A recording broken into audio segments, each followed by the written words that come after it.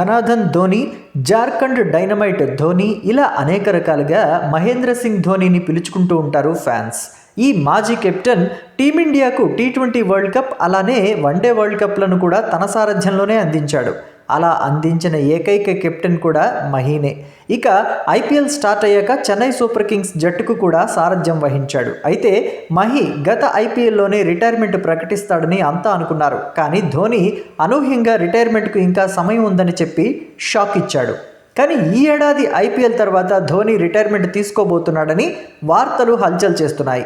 కానీ ధోని మాత్రం తన రిటైర్మెంట్ వార్తలపై ఇంతవరకు స్పందించకపోవడం విశేషం.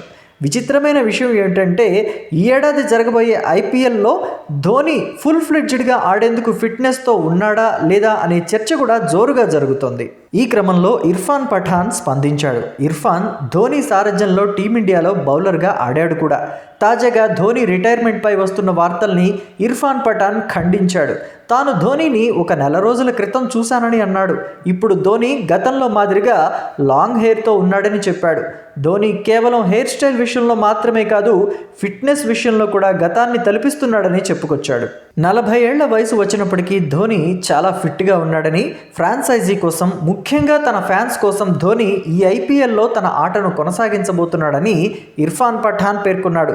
కాబట్టి ప్రస్తుతానికైతే ఇర్ఫాన్ మాటలు ధోని రిటైర్మెంట్ విషయం మీద, అతని ఫిట్నెస్ పై ఉన్న అనుమానాల మీద జరుగుతున్న ప్రచారానికి ఫుల్ స్టాప్ పెట్టేశాయి.